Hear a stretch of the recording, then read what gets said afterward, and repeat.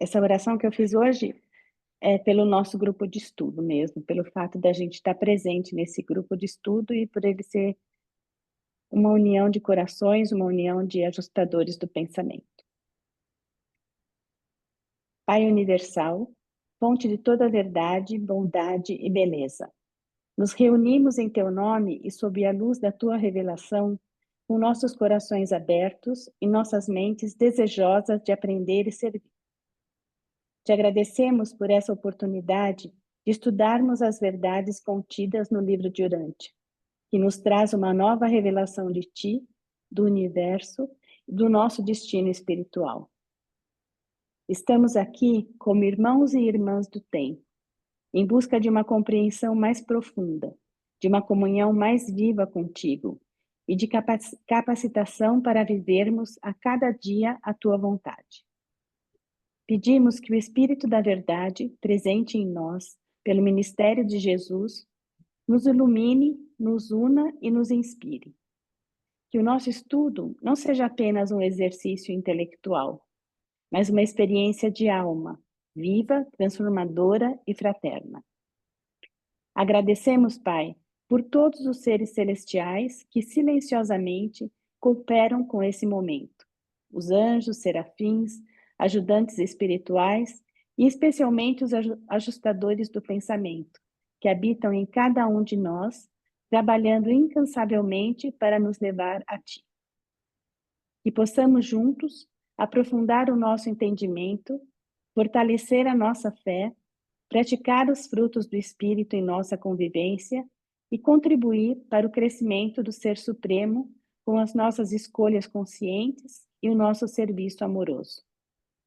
Pai eterno, ajuda-nos a estudar com humildade, a ouvir com o coração, a falar com respeito e a aplicar o que aprendemos em nossa vida cotidiana. Pai, consagramos este encontro a Ti, que ele seja um instrumento de luz, um passo a mais em nossa jornada ascensional e uma semente de verdade viva nesse mundo tão necessitado de amor. E que seja sempre feita a vossa vontade. Amém. Então, perfeitamente conectados uns com os outros e com os nossos ajustadores, acho que a gente pode começar a ler o documento 183.2, que vai falar de Judas, né? De quando ele efetivamente vai trair Jesus. Judas na cidade. Depois de abandonar tão abruptamente a mesa enquanto partilhava da última ceia, Judas dirigiu-se imediatamente à casa do seu primo e então os dois foram diretamente até o capitão da guarda do templo. Judas pediu ao capitão que reunisse os guardas e informou-lhe que estava pronto para levá-los a Jesus. Como Judas havia surgido em cena um pouco antes do esperado, houve alguma demora em partir para a casa de Marcos, onde Judas esperava encontrar Jesus ainda em reunião com os apóstolos. O mestre e os 11 deixaram a casa de Elias Marcos ao menos 15 minutos antes da chegada do traidor e dos guardas. No momento em que os captores chegaram à casa de Marcos, Jesus e os 11 já estavam fora dos muros da cidade e a caminho do acampamento do Monte das Oliveiras. Judas ficou muito perturbado com esse malogro de não encontrar Jesus na residência de Marcos e em companhia dos 11 homens, dos quais apenas 2 estavam armados para resistir. Ele soube, por casualidade, que na tarde em que eles haviam deixado o acampamento, apenas Simão Pedro e Simão Zelote estavam guarnecidos pelas suas espadas.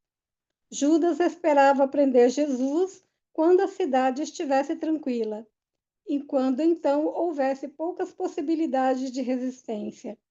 O traidor temia que, caso esperasse que eles voltassem ao acampamento, mais de 60 discípulos devotados teriam de serem enfrentados.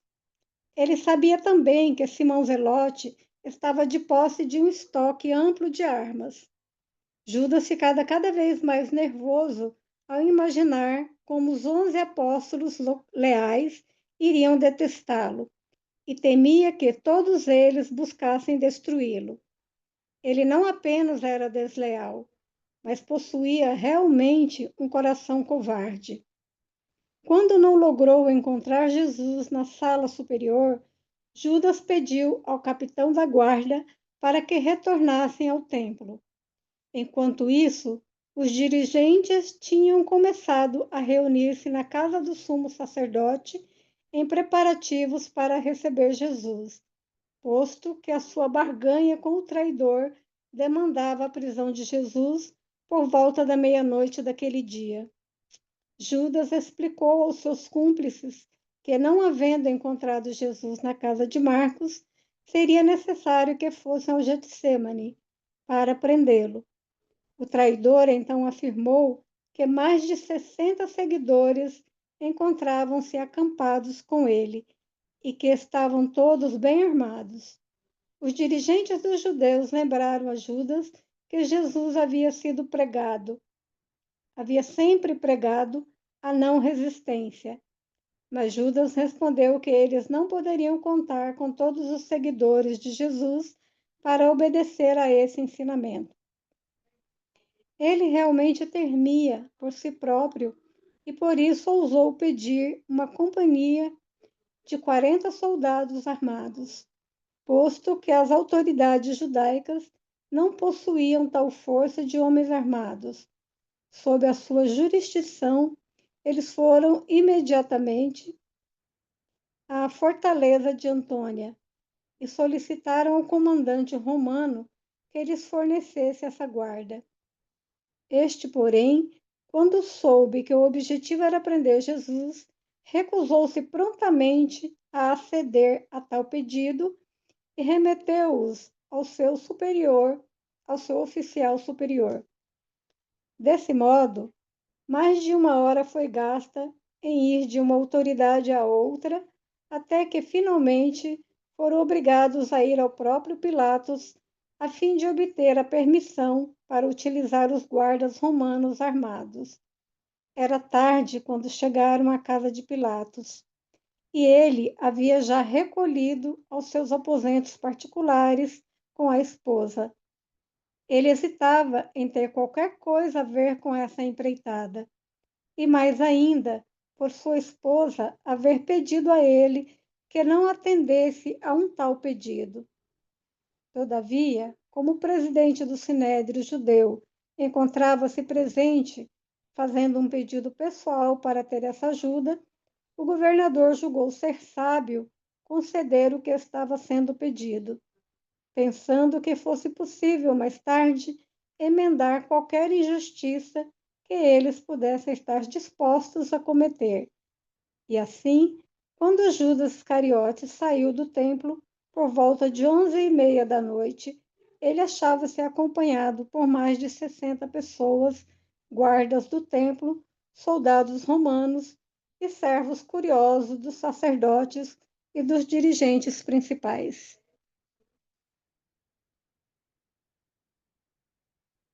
Continua? O microfone está fechado, Sueli. Perdão.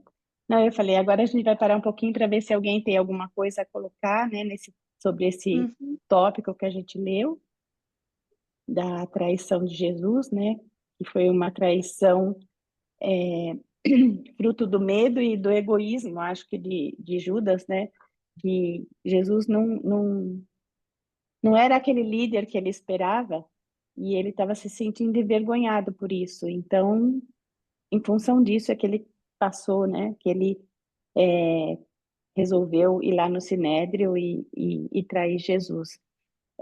A gente já tinha até falado um pouquinho disso, que a primeira sementinha, né, que apareceu no coração de Judas, com relação a essa traição, foi quando Jesus não quis ser coroado rei, né? Por aqueles 5.000 que ele alimentou com o peixe e com o pão. Então, os reveladores contam que aquele foi o primeiro momento que nasceu uma sementinha de insatisfação e traição no coração de Judas, né? Que depois foi se desenvolvendo e que culmina agora nesse documento aqui da traição. Então, ele era muito soberbo, né? E ele queria reconhecimento, ele queria glórias, e ele queria um líder que fosse à altura dele, na verdade, né? À altura daquele Messias que ele esperava. Então, acho que teve muito egoísmo, houve medo e acho que covardia espiritual também. Mas não sou eu que tenho que falar, vocês é que têm que falar. E o que que vocês acham?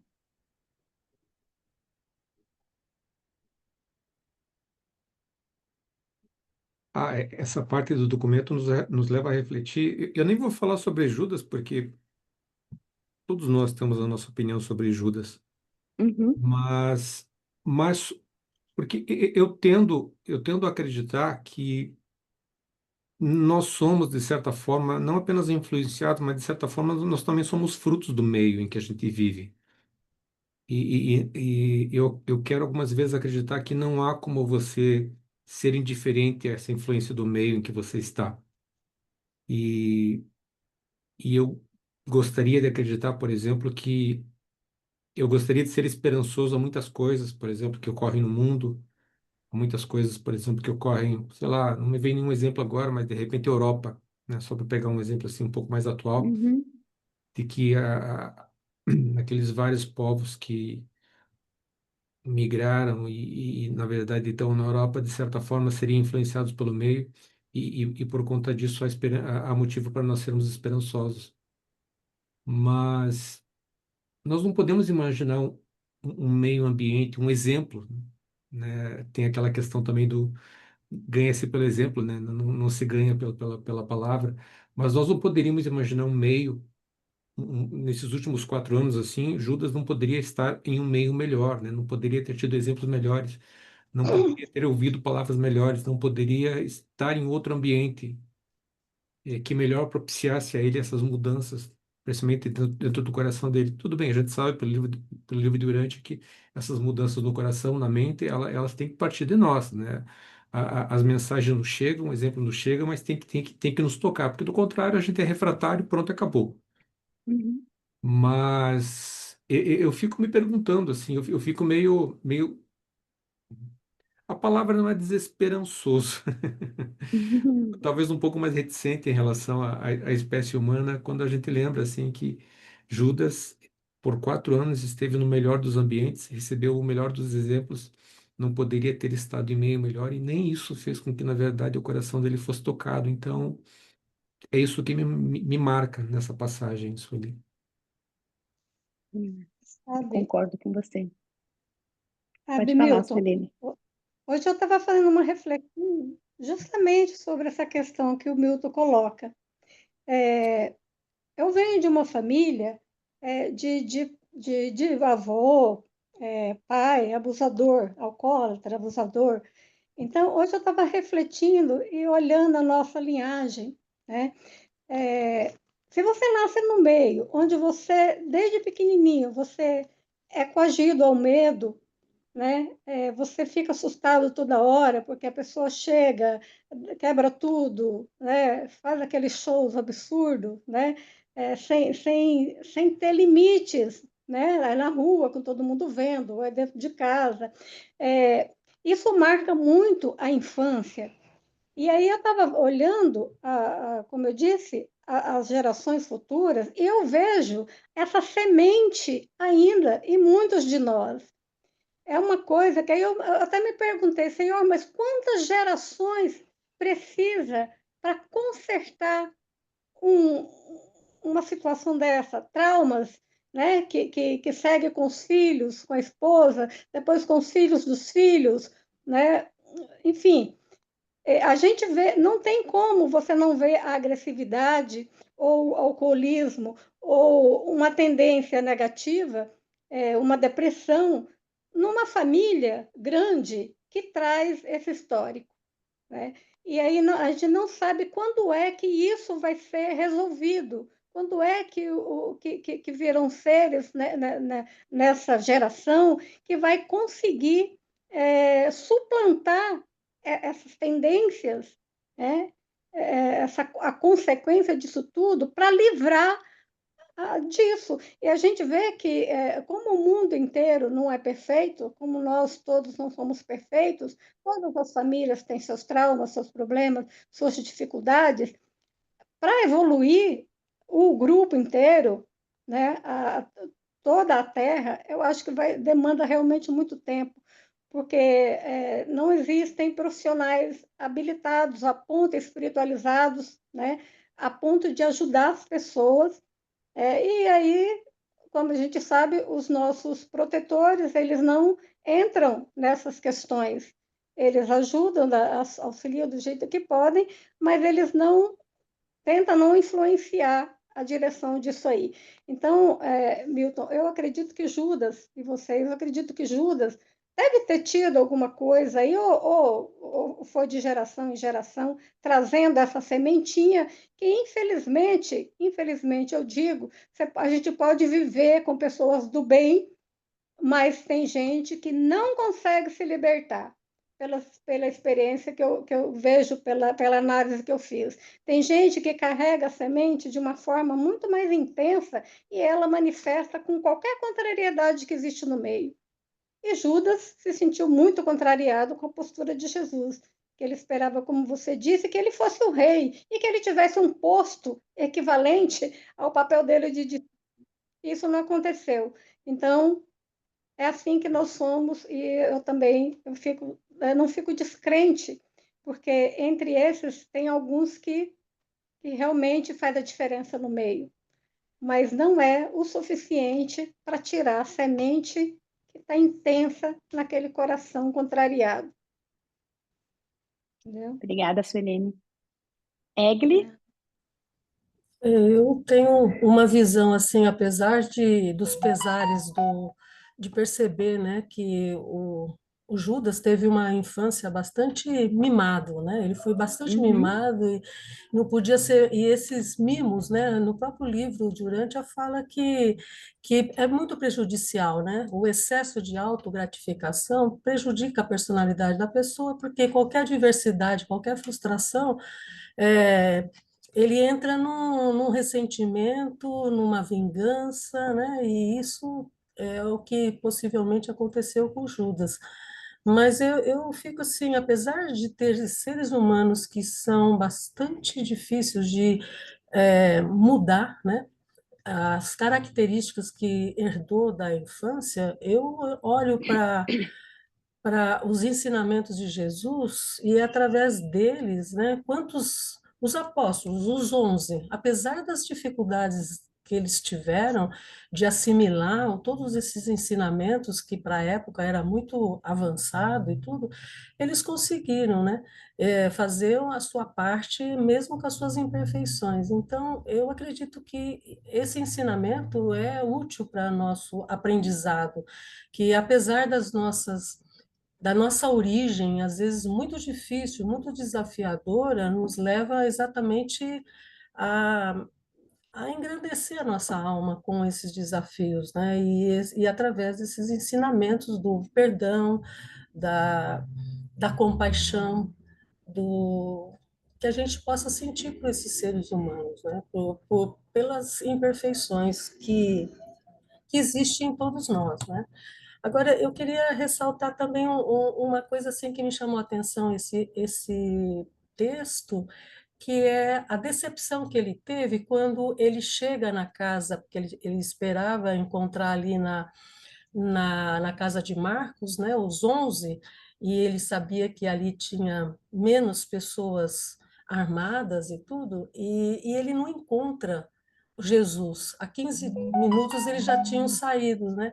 E isso levou que ele ter que retroagir, ter que buscar mais pessoas armadas e é incrível, né? É o tempo que Deus, vamos falar, o que Pai Precisa. Talvez é o tempo de Deus para as coisas Uhum. acontecerem da forma não como ele tinha planejado, né? Foi curioso, isso me chamou a atenção, essa decepção que ele teve em relação a isso, e aumentou muito mais o medo dele, porque é um cara altamente medroso, ele, como que ia ser, né? Encarar, né, a deslealdade diante de todos os outros irmãos dele, né? Nossa, é muito chocante o cara.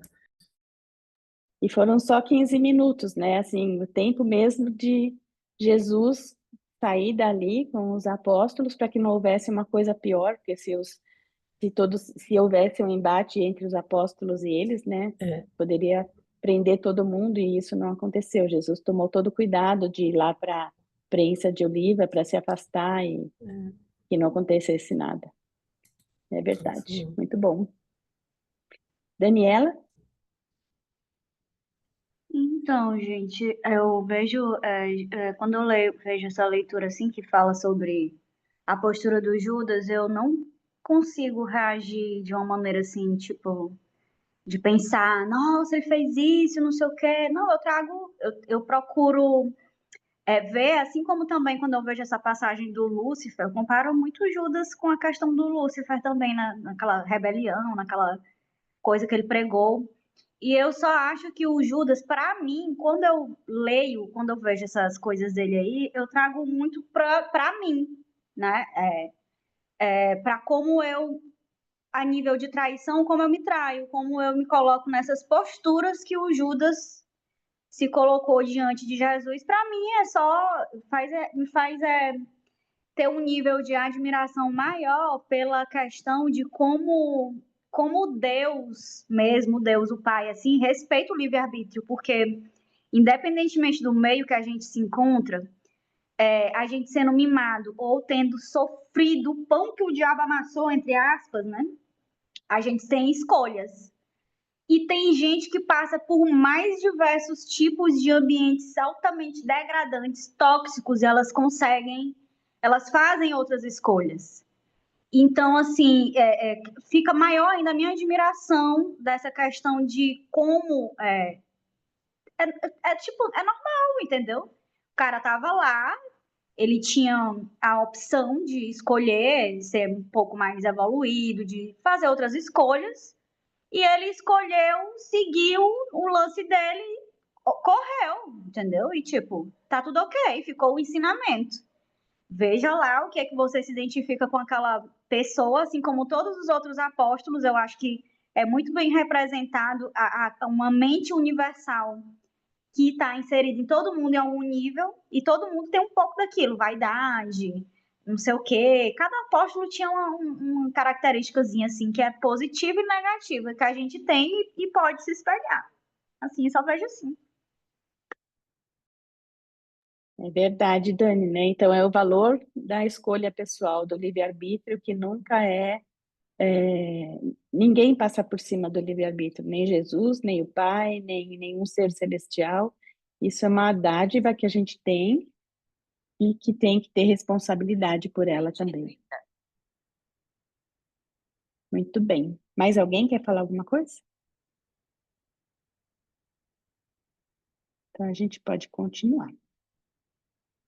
Só um complementozinho, Sueli, que eu esqueci de colocar, que eu vejo também, que é também essa questão de que chegar até o Pai é uma grande escola, e o Judas foi apenas um aluno que é tipo assim, ele era difícil de aprender. Só isso. Tem gente que aprende fácil e tem gente que tem professor particular, tem que não sei o quê, e tem dificuldade de aprender. Ele só foi um aluno que não aprendeu. E ok. Não, não é ok, eu acho, na minha opinião.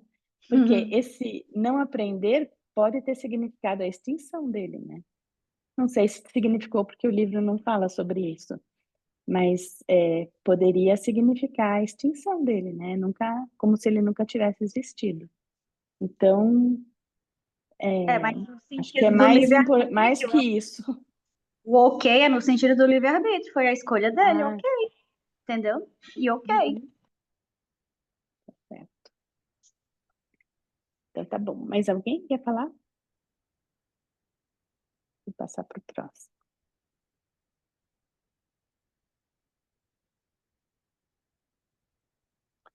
Então agora vai ser a prisão do mestre. Eu vou tentar aumentar mais um pouquinho, gente. Eu não sei o que acontece no meu computador. Vamos ver se melhora para vocês. Então, a prisão do mestre. Quem que pode ler para mim? Eu posso ler. Então, tá bom, obrigada. 3. A prisão do mestre. Quando essa companhia de soldados e de guardas armados, levando as tochas e as lanternas, aproximou-se do jardim, Judas adiantou-se e colocou-se à frente de todos a fim de imediatamente identificar Jesus, de modo que os captores pudessem com facilidade colocar as mãos nele antes que os seus companheiros conseguissem acorrer em suas defesas. E havia ainda uma outra razão para que Judas escolhesse estar à frente dos inimigos do Mestre. Pensou que poderia deixar transparecer que ele houvesse chegado ao local antes dos soldados, de modo que os apóstolos e todos os outros que se reuniam em torno de Jesus não fosse ligá-lo diretamente à presença dos guardas armados que seguiam tão de perto os seus passos. Judas chegara mesmo a pensar em posar como tendo, apressando-se para avisá-lo da aproximação dos captores. Esse plano, contudo, foi frustrado pela saudação sombria de Jesus ao traidor. Embora o mestre haja usado de amabilidade para falar a Judas, ele saudou-o como um traidor. Pedro, Tiago e João, e ainda uns 30 dos seus companheiros de acampamento, tão logo viram a companhia armada e com as tochas contornando o topo das colinas, logo souberam que esses soldados vinham para prender Jesus.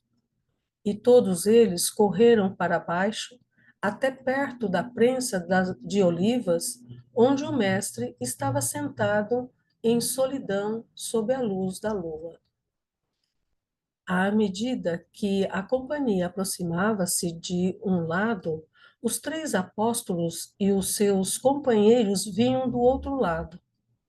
E enquanto Judas adiantava-se a passos largos para abordar o mestre, os 2 grupos ficaram imóveis, com o mestre entre eles e Judas, preparando-se para estampar o beijo traidor na fronte de Jesus. A esperança do traidor era de que pudesse, após conduzir os guardas ao Getsemane, simplesmente apontar Jesus para os soldados, ou, no máximo, cumprir a promessa de saudá-lo com um beijo. E então, rapidamente, retirar-se da cena.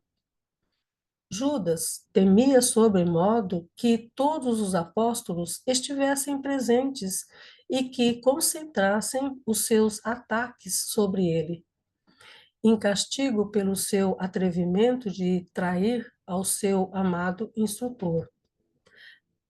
Mas quando o mestre saudou como um traidor, ele ficou tão confuso que não fez nenhuma tentativa de fugir.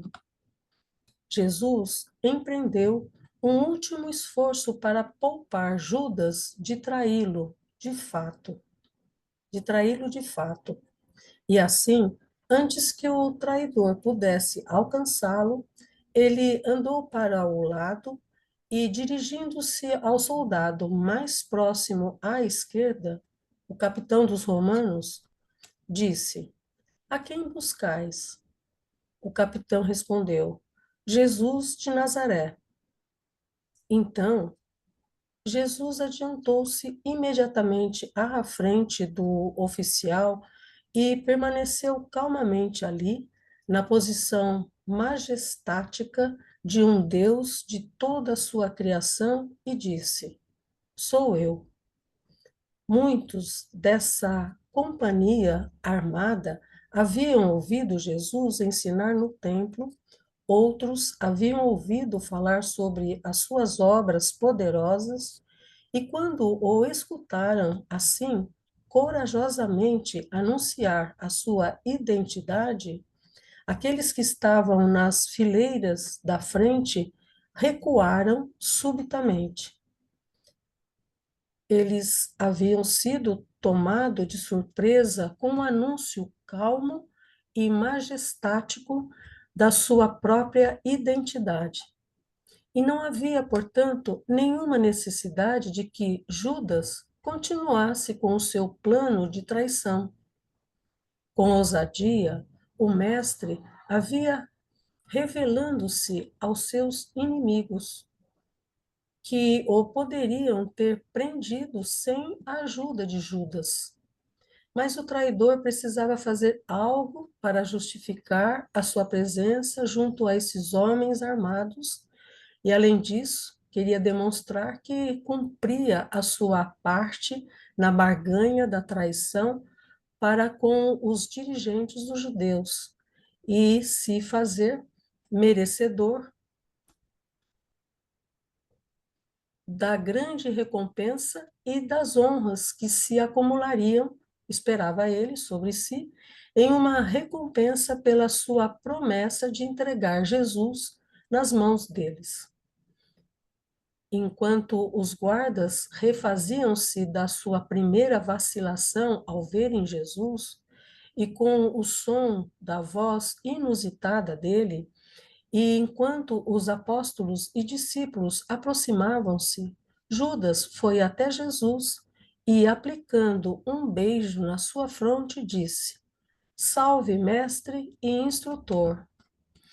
E quando Judas abraçou assim o seu mestre, Jesus disse: Amigo, não te bastava fazer isso? Tinhas ainda, com um beijo, que trair o filho do homem? Os apóstolos e os discípulos ficaram literalmente atônitos com o que viram. Por um momento, ninguém se moveu. Então, Jesus, desembaraçando-se do abraço traidor de Judas, caminhou até os guardas e soldados e de novo perguntou: A quem procurais? E de que de novo? E de novo o capitão disse: Jesus de Nazaré. E de novo Jesus respondeu: Eu te disse que sou eu.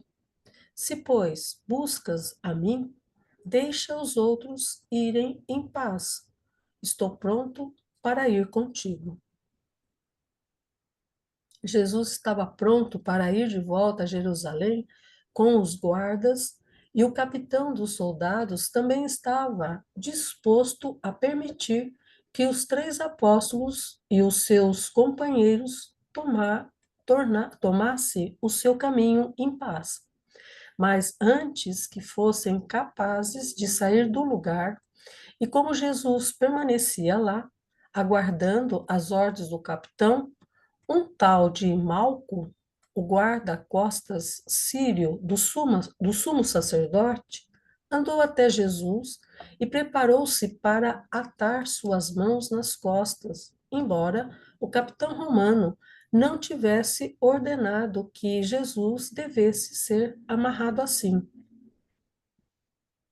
Quando Pedro e seus amigos viram o seu mestre sendo submetido a essa indignidade, não mais foram capazes de controlar-se.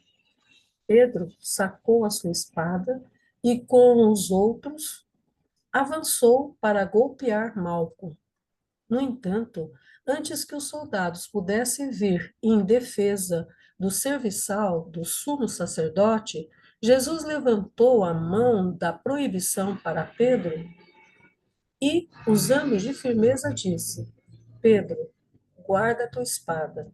Aqueles que usam a espada perecerão pela espada. Não compreendes que é da vontade do Pai que eu beba desse cálice? E não sabes também que eu poderia agora mesmo comandar mais de 12 legiões de anjos e colaboradores deles que me libertariam das mãos desses poucos homens? Jesus, assim, efetivamente dava um fim a essa demonstração de resistência física da parte dos seus seguidores, o que foi suficiente para despertar o medo no capitão dos guardas, que agora, com a ajuda dos seus soldados, colocava pesadas mãos sobre Jesus e o atava rapidamente. E enquanto eles amarravam as suas mãos com as cordas grossas, Jesus disse-lhe: Por que viestes contra mim com espadas e com bastões, como se fossem capturar um ladrão? Eu não estive diariamente convosco no templo, ensinando publicamente ao povo, e vós não fizeste nenhum esforço para levar-me. Quando Jesus estava sendo atado, o capitão, temendo que os seguidores do mestre pudessem tentar resgatá-lo, deu ordens para capturá-los, mas os soldados não foram suficientemente rápidos. E, havendo ouvido as ordens do capitão para prendê-los, os seguidores de Jesus fugiram às pressas de volta para a ravina. Durante todo esse tempo, João Marcos esteve escondido em um abrigo próximo. Quando os guardas partiram de volta para Jerusalém com Jesus, João Marcos tentou sair do abrigo para alcançar os apóstolos e os discípulos em fuga, mas quando ele saiu, um dos últimos soldados que esteve perseguindo os discípulos em fuga passou por perto e, vendo esse jovem com o seu manto de linho, tentou pegá-lo e quase conseguiu isso. De fato, o soldado chegou perto o suficiente de João para agarrá-lo pelo manto, mas o jovem moço livrou-se do manto, escapando nu, enquanto o soldado segurava o manto vazio. João Marcos correu até Davi e Zebedeu na trilha de cima. Quando o garoto contou a Davi o que havia acontecido, ambos apressaram-se de volta até as tendas dos apóstolos adormecidos e informaram aos 8 sobre a traição do mestre e a sua prisão. Quase no mesmo momento em que os 8 apóstolos estavam sendo despertados, aqueles que haviam fugido pela ravina vinham retornando. E eles todos se reuniram perto da prensa de Olivas para debater sobre o que deviam fazer. Nesse meio tempo, Simão Pedro e João Zebedeu, escondidos entre as oliveiras, haviam partido através da multidão de soldados, guardas e servos que agora levavam Jesus de volta a Jerusalém, como se conduzisse um criminoso disposto a tudo. João acompanhou a multidão bem de perto. Pedro, todavia, seguiu-a de longe. Após escapar da garra do soldado, João Marcos cobriu-se com um manto que encontrou na tenda de Simão Pedro e de João Zebedeu. Ele suspeitava que os guardas estivessem levando Jesus para a casa de Anás, o sumo sacerdote benemérito, e assim contornou por entre o pomar de oliveiras e chegou lá antes da multidão, escondendo-se perto do portão de entrada do palácio do sumo sacerdote. Obrigada, Eglin. Muito obrigada. E aí, pessoal, quem quer falar alguma coisa? Então, Judas, né, não precisava ter traído Jesus. O próprio Jesus deu uma oportunidade a Judas de que ele não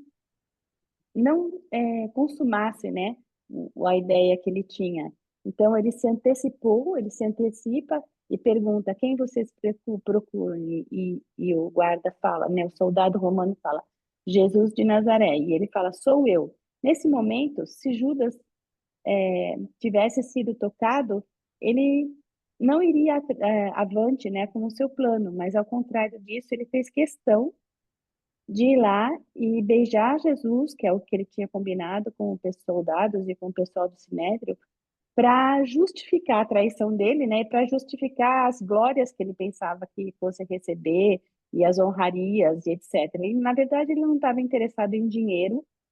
Judas não tinha essa ambição por dinheiro, ele tinha ambição por poder. E é isso que ele queria. Como ele não conseguiu, como Jesus, ele percebeu que Jesus não seria aquele Messias político, aquele Messias esperado, então ele resolveu se baldear, né, para o lado do Sinédrio para receber as honras e glórias do Sinédrio com essa traição. Só que, claro, que não deu certo isso. Então, vamos lá. Daniela. Aquela parte lá que fala que quando Judas estava prestes a fazer essa encenação, né? Porque ele queria, né, mostrar para o povo, olha, fui lá cumprir com o plano, tal, mesmo Jesus já tendo se adiantado e Jesus, quando Pedro sacou a espada e todo mundo queria lá intervir, Jesus falou que se ele quisesse, ele poderia convocar 12 legiões de anjos para que soltassem ele, mas ele falou, mas você não está percebendo que o pai quer que eu beba desse cálice? Então, assim, mais uma vez o Jesus fazendo lá a questão do vamos deixar o pessoal seguir o livre-arbítrio. Se o Judas escolhe ser tão mesquinho a esse ponto, deixa eu fazer só uma perguntinha aqui para ele. Ei, mas tu ainda precisa me dar o beijinho? E aí, mesmo assim, ele ainda não cedeu. Ele disse, então que seja feita à vontade, né? Se ele quer ser um idiota, que ele seja, e vamos lá, vai, me prende aqui como se eu fosse um bandido e vamos. Acho, assim, hilário, assim, essa cena. E também porque eu penso assim, engraçado que eu não sinto raiva do Judas nem do Lúcifer por eles terem um livre-arbítrio e fico com raiva das pessoas, porque as pessoas da minha volta têm o livre-arbítrio delas e eu não aceito. É incrível isso, né? Mas enfim. Tá certo, Dani. Roberto, por favor. Pessoal, se não me falha a memória, na Bíblia, nessa passagem, o Pedro, ele corta a orelha do soldado, e aí Jesus cura. Eu estou equivocado ou isso não aconteceu mesmo? No livro não aparece isso. Na Bíblia, eu não sou uma profunda conhecedora da Bíblia, não sei. Alguém Sim, na sabe? Bíblia tem essa história, sim.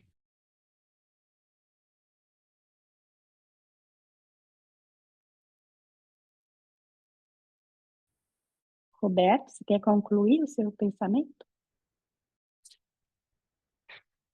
Não, não, então tem na Bíblia, mas não é fato.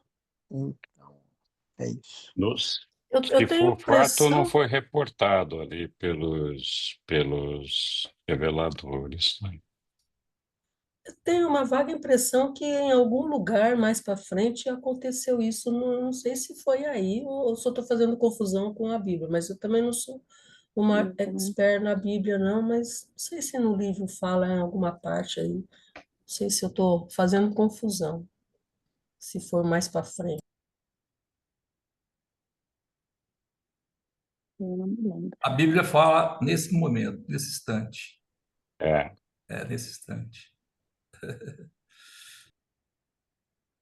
eu queria comentar um pouquinho que dessa situação aí, a partir desse momento, um pouco antes já desse momento, o time todo de Jesus, os apóstolos, Jesus já estava condenado à morte, vamos dizer assim, embora ainda não tivesse sido assinada a sentença, mas eles já tinham decidido acabar com Jesus. Mas a verdade é que o time todo de Jesus estava correndo um risco ali. E não só ali naquele momento, mas nos que se seguiram, né? Eh, e Jesus, com certeza, ficou preocupado com isso daí. Ele não queria que os apóstolos dele sofressem qualquer tipo de agressão. Imagina se os caras resolvem acabar com os apóstolos de Jesus ali também, né? Então, o legado de Jesus que estava depositado em cima desses apóstolos teria que meio que sido um trabalho quase perdido, né? Imagina a preocupação de Jesus com relação a isso, né? Ela não, vim cá, fiz todo esse trabalho, preparei esses homens, e agora eu tenho que cuidar para que eles não desapareçam do mapa aí, senão passamos todo esse tempo aqui fazendo essa trabalheira toda e vai para o brejo, né, esse negócio, né? Então, os reveladores não falam muito a respeito disso, embora em algumas passagens eles falem da preocupação de Jesus com relação aos apóstolos. Mas eu imagino que esse negócio estava ali presente na cabeça de Jesus, né? E talvez ele já tivesse a ciência ou a presciência de que não ia acontecer isso. Então, sei lá. ah, É só uma coisa para a gente pensar aqui, né? Se eu Mas, tivesse no lugar dele, eu ia estar muito preocupado com isso. mas ele se preocupa, porque no tópico anterior, não, no 183:1, se eu não me engano, ele fala que Jesus sai do acampamento e vai para a prensa de Oliva, né? Longe dos apóstolos, exatamente para poupar, né? Para que não haja um embate entre os soldados e os apóstolos. Então, ele, na minha opinião, ele achava que poderia acontecer e ele tentou poupar os apóstolos disso, né? Tentou preservar os apóstolos. É o que eu entendo. É, eu também acho que foi. Mas imagina, foi um momento bastante tenso, né? Imagina, você trabalha a vida toda para construir um negócio e de repente está ali na iminência daquela fundação, daquela base que você preparou ser destruída, né? Bom, é complicado isso daí, né? Não sei se isso fosse realmente acontecer, se Jesus não teria arranjado um jeito de intervir, sei lá, mas eu suponho que não. Mas imagina a preocupação dele quando chega o Pedro ali tirando a espada para fora ali, né? Pelo amor de Deus, né? Pare com isso, homem. Ai, ai.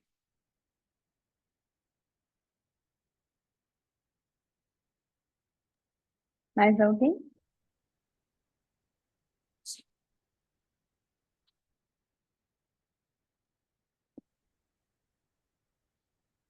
Então podemos continuar.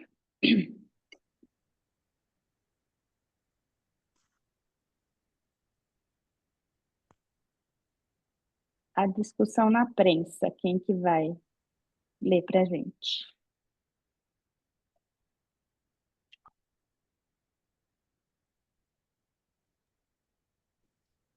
Se não tiver voluntários aí, eu posso ler mais um pouquinho.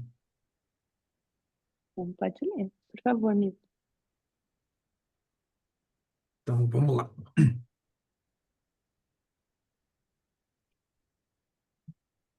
A discussão na prensa de Olivas. Tiago Zebedeu viu-se separado de Simão Pedro e do seu irmão João, e assim agora se unia aos outros apóstolos e aos seus companheiros de acampamento, na prensa de Olivas, para deliberar sobre o que eles deveriam fazer em vista da prisão do mestre. André havia sido liberado de toda a responsabilidade na direção do grupo dos seus companheiros apóstolos. E assim, nesta que era a maior de todas as crises nas suas vidas, ele ficar em silêncio. Depois de uma discussão informal curta, Simão Zelote subiu na mureta de pedra da prensa de Olivas e, fazendo um apelo apaixonado de lealdade ao mestre e à causa do reino, exortou os seus companheiros apóstolos e os outros discípulos a se apressarem em seguir a multidão e efetuar o resgate de Jesus. A maioria do grupo estaria disposta a seguir a sua liderança atuante, não fosse o conselho de Natanael, que se levantou no momento em que Simão havia acabado de falar e chamou a atenção de todos para os ensinamentos tantas vezes repetidos de Jesus a respeito da não resistência.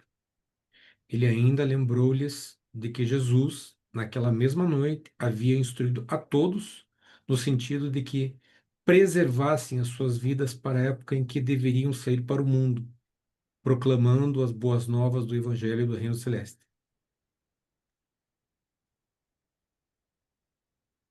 E Natanael foi encorajado nessa posição por Tiago Zebedeu, que agora contava a todos como Pedro e outros sacaram das suas espadas para defender o mestre contra a prisão. E como Jesus pediu a Simão Pedro e aos seus companheiros, com as espadas, que embainhassem as suas lâminas, Mateus e Filipe também fizeram discursos, mas nada de definitivo saiu dessa discussão até que Tomé, chamando a atenção deles para o fato de que Jesus havia aconselhado a Lázaro que não se expusesse à morte, destacou que nada podiam fazer para salvar o seu mestre, porquanto ele se recusara a permitir os seus amigos de defendê-los e persistia em abster-se de lançar mão dos seus poderes divinos para frustrar os seus inimigos humanos. Tomé persuadiu-os a espalharem-se, cada homem por si e separadamente, com o seu acordo de que Davi e Zebedeu permanecessem no acampamento, mantendo um centro de coordenação e uma sede central de mensageiros para o grupo. Por volta de 2:30 naquela manhã, o campo estava deserto. Apenas Davi permanecia à mão com 3 ou 4 mensageiros, os outros haviam sido despachados para segurar a informação sobre o local para onde Jesus fora levado e quanto ao que pretendiam fazer com ele. 5 dos apóstolos, Natanael, Mateus, Filipe, os gêmeos, foram esconder-se em Betfage e em Betânia. Tomé, André, Tiago e Simão Zelote estavam escondidos na cidade. Simão Pedro e João Zebedeu seguiram juntos para a casa de Anás. Pouco depois do amanhecer, Simão Pedro perambulou de volta ao acampamento do Getsêmani. Era o retrato desanimado de um profundo desespero. Davi enviou, acompanhado por um mensageiro, para juntar-se a seu irmão André, que estava na casa de Nicodemos, em Jerusalém. Até o final da crucificação, João Zebedeu, como Jesus havia instruído que fizesse, permaneceu sempre por perto e à mão. E foi ele que supriu os mensageiros de Davi com as informações de hora em hora que eles levavam a Davi no acampamento do jardim, e que então eram repassadas aos apóstolos escondidos e à família de Jesus. Por certo, o pastor foi golpeado e as ovelhas ficaram dispersas. Conquanto todos vagamente constatassem que Jesus os tinha advertido de antemão exatamente sobre essa situação, estavam todos demasiadamente chocados com o desaparecimento súbito do mestre para serem capazes de usar as suas mentes de um modo normal. Era pouco depois do nascer do dia e justamente depois de Pedro haver sido enviado para juntar-se a seu irmão, quando Judá, o irmão de Jesus na carne, chegou ao campo, quase sem fôlego, e, bem antes do resto da família de Jesus, para ficar sabendo apenas que o mestre já tinha sido colocado na prisão. E ele apressou-se de volta, estrada de Jericó abaixo, para levar essa informação à sua mãe e aos seus irmãos e irmãs. Davi Zebedeu enviou um recado à família de Jesus, por meio de Judá, para que se reunissem na casa de Marta e Maria, em Betânia, para que lá esperassem pelas notícias que os seus mensageiros levariam regularmente a eles. Essa era a situação durante a segunda metade da noite de quinta-feira e das primeiras horas da manhã de sexta-feira, no que concerne aos apóstolos, aos principais discípulos e à família terrena de Jesus.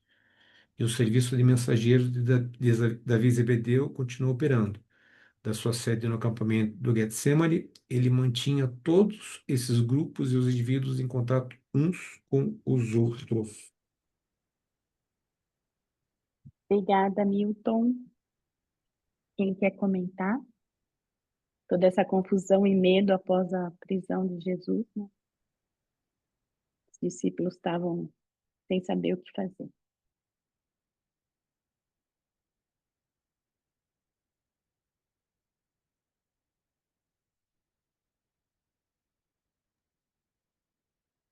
De novo, aí tinha o trabalho do Davi Zebedeu e o time dele, né?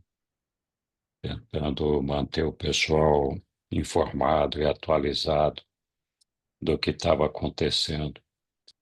Impressionante o trabalho do Davi Zebedeu. Todo mundo desnorteado ali, sem saber exatamente o que fazer, mas ele sabia o que ele tinha que fazer. Ele ia lá buscar as notícias, não ficou desnorteado e vinha trazer as notícias para todo mundo, né? Tenho uma profunda admiração por esse Davi, que coisa impressionante. O eu oposto imagino. de Judas. Ai, desculpa. O oposto de Judas, né? Judas queria glória, queria honrarias.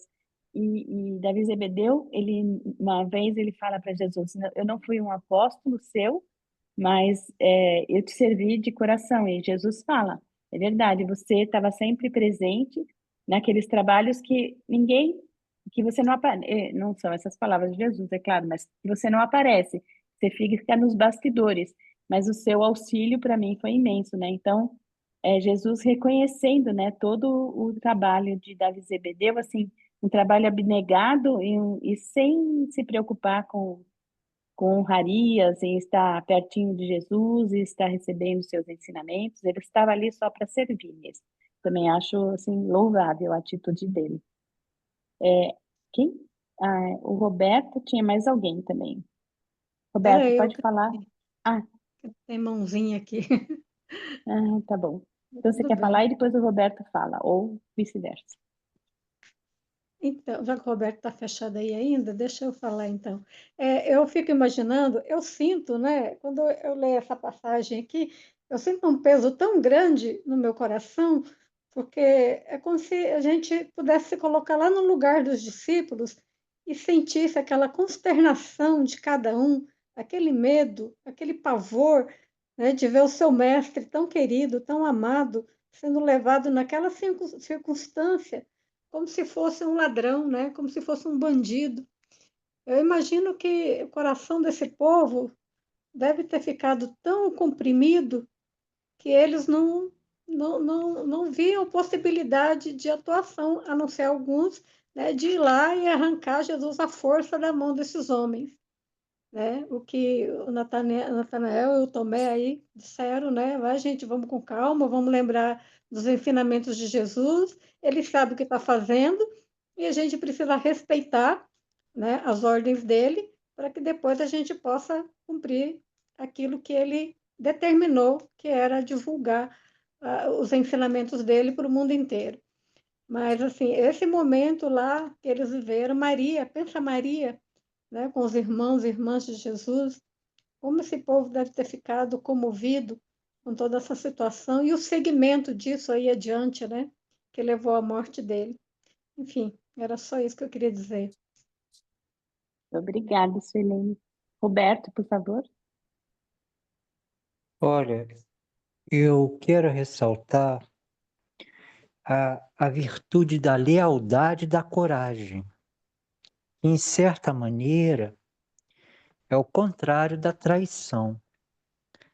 Então, eu creio que a traição, o que fez Judas, tem a ver com a falta de lealdade às pessoas. E a coragem de Davi e de outros, de João, que acompanhou Jesus, tem a ver com a lealdade. O quinto espírito ajudante da mente é o espírito da lealdade, da coragem. Coragem. E um dos frutos do espírito, quando Jesus ele fala depois da ressurreição, fala de 11 frutos do espírito. 7 mais 4. E o quinto é lealdade corajosa. Tá?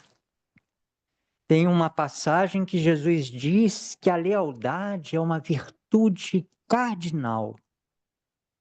E tem uma outra passagem que, quando fala de Caligastra, do diabo, ele fala que a traição aos amigos é uma das ações mais detrimentais para o desenvolvimento da personalidade. Eu creio que a lealdade às pessoas e aos amigos é que te levam a atitudes corajosas, ela é uma decisão da personalidade inteira. E tem mais coisas que eu iria considerar a esse respeito, mas o Henrique mencionou, e eu também, o Davi Zebedeu e os mensageiros. Pois bem, a lealdade é o quinto espírito ajudante da mente. E tem uma passagem do livro que os mensageiros poderosos, eles são mencionados na quinta dentre 7 posições.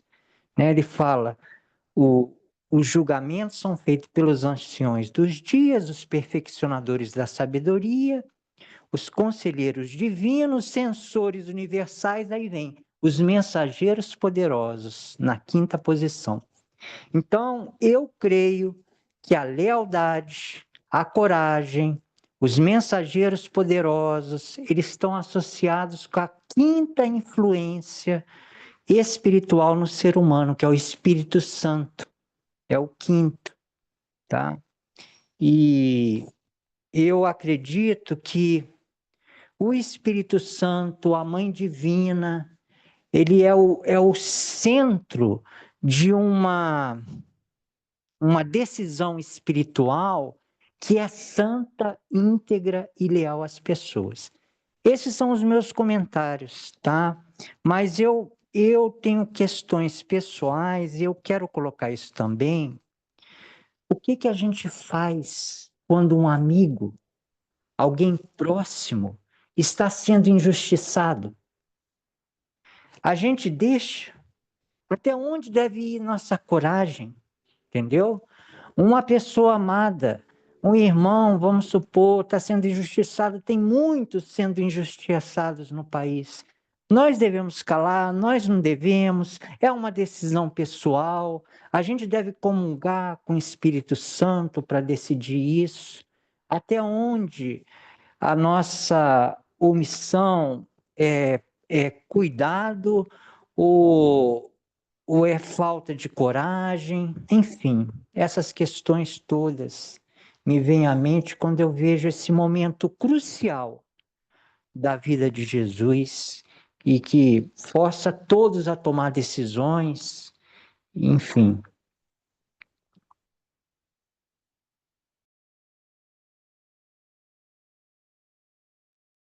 Alguém quer responder, Roberto?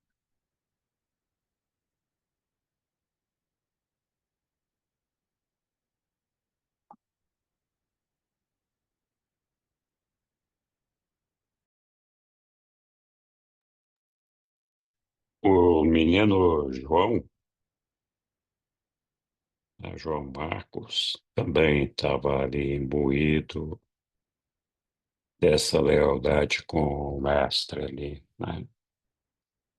É, então, não só Davi Zebedeu, com certeza outros ali também. Mas foi bom e foi prudente que todos seguissem a recomendação de Jesus, de se protegerem, se cuidarem, não se envolverem naquele processo que poderia culminar numa coisa pior, onde o plano de Jesus poderia ir por água abaixo se a coisa complicasse ali para os seus apóstolos. Então, acho que a prudência recomendada por Jesus para os seus apóstolos foi bastante apropriada para assegurar o futuro, para assegurar a continuidade do trabalho dele aqui na Terra, né? Então, não estou com isso respondendo ao Roberto, porque eu não me sinto capaz de responder ao Roberto com relação a esse questionamento dele, porque é uma decisão muito pessoal de cada um. Eu, em outras oportunidades, e agora falando um pouco para o Roberto, eu acho que sim, a gente deve manifestar a nossa defesa, o nosso apoio, aquelas coisas que nós defendemos. Mas o meu posicionamento pessoal, posicionamento pessoal é de buscar trabalhar nos homens um desenvolvimento espiritual, né, para que todos os homens possam conhecer a Deus, levar a Deus no seu coração e, com isso, tendo Deus no coração, agirem sempre todos de maneira correta, de maneira adequada. Coisa que a gente não vê acontecer hoje em muitos lugares, inclusive no Brasil e em outros lugares do mundo. Então, infelizmente, ma- a humanidade em Urântia ainda é muito comprometida com o seu caráter, com as suas ações, mas nós não vamos conseguir resolver todos esses problemas do mundo. Podemos até ser um Don Quixote e tentar acertar essas coisas. Mas eu quero acreditar que se a gente não conseguir salvar o mundo, mas conseguirmos contaminar, contagiar as pessoas que nos cercam com essa presença de Deus, já vamos estar fazendo um grande trabalho para nós e para todo mundo. Tudo bem? Obrigada, Henrique. Aélio?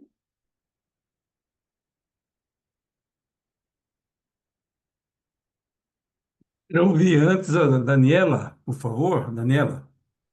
Eventualmente você pode falar o que eu vou dizer. Vamos lá, Dani. Então, eu acho que essa pergunta do Roberto, como é a nossa reação diante de que a gente vê um irmão nosso sofrendo injustiça e tudo? Se for pegar como base o que o livro de Urântia fala, é muito complicado ter uma opinião embasada no livro de Urântia, porque assim, Jesus Cristo, ele era o criador do universo, então ele já não se metia em política. Tinha várias coisas que ele não se metia. Ele também deixou muito claro para os apóstolos, quando ele estava sendo preso, ele falou: Ei, não está vendo que eu tenho que beber aqui desse cálice? Tipo, pessoal, é o seguinte, eu vou ser preso mesmo e vamos seguir o roteiro aqui. Se o pessoal vai me prender, se vai me matar, beleza, vai ser desse jeito. Não se metam. Vão aí fugir, vão aí não sei o quê. Então, ele deixou aquela ordem. Eu imagino assim que os apóstolos tinham um extremo respeito por Jesus e por isso eles adotaram aquelas coisas que ele falou, né? E daí, assim, eu não sei, até assim, a pergunta foi feita com base em um nível histórico muito diferente do que a gente vive hoje.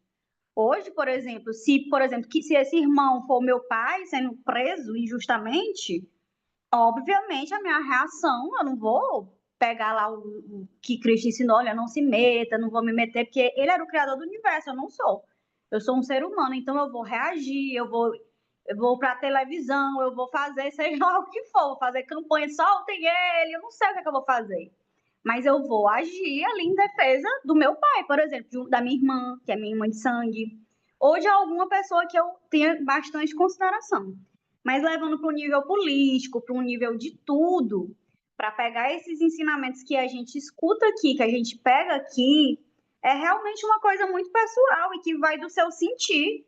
Tem gente que trabalha só em si, e assim ela está trabalhando o mundo inteiro, porque as pessoas vão sendo contagiadas com aquela transformação pessoal que a pessoa tem.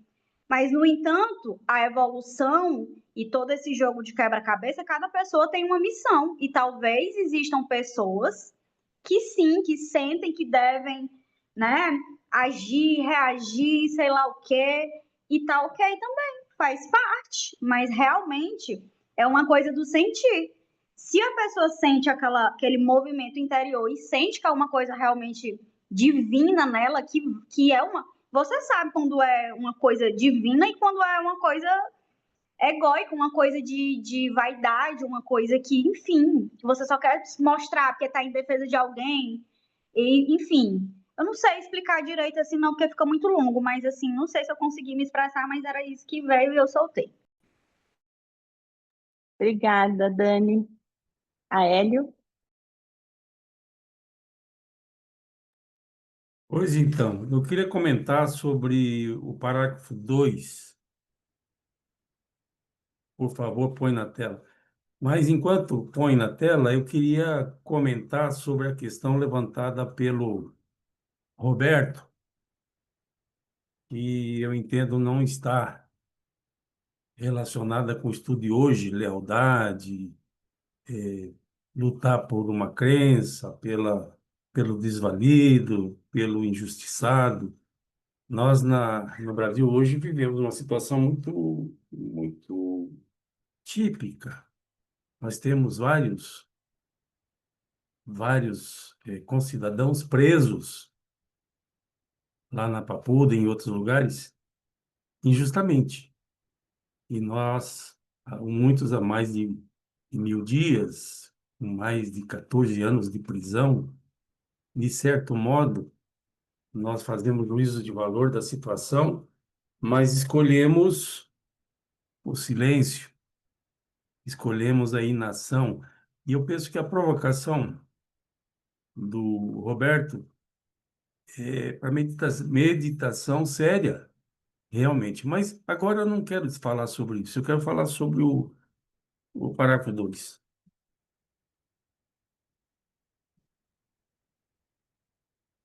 O que me chamou a atenção aqui, no parágrafo 4.2, foi a manifestação de Natanael, na verdade. Então, Natanael aconselhou aqueles mais afoitos, aqueles mais radicais, aqueles que queriam partir para a luta, a seguir o próprio conselho de Jesus. Então, eles aqui estão sendo, na verdade, segundo o meu entendimento, obedientes. Jesus previu que isso poderia acontecer, Jesus previu que poderia haver reações violentas, e Jesus previu que, além dele, poderiam ser martirizados outros, e aí a missão dele estaria comprometida no sentido de levar o evangelho para, para todo mundo até que chegasse nos nossos dias. Quero crer que não se trata de lealdade, também não se trata de valentia, também não se trata de covardia aqui. O parágrafo 2, como ele é muito extenso, eu não vou lê-lo, mas eu recomendo. Eu acho que nesse tópico aqui, nessa parte 4, a parte relevante está no 2, salvo melhor entendimento. Obrigado. Obrigada, Aélia. Isso mesmo. Natanael foi que ponderou e lembrou o que Jesus estava dizendo o tempo todo, né? Mais alguém quer falar?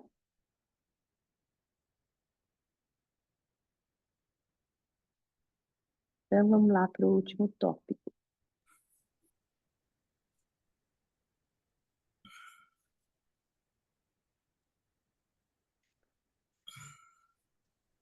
Quem que gostaria de ler aqui a caminho do palácio do sumo sacerdote?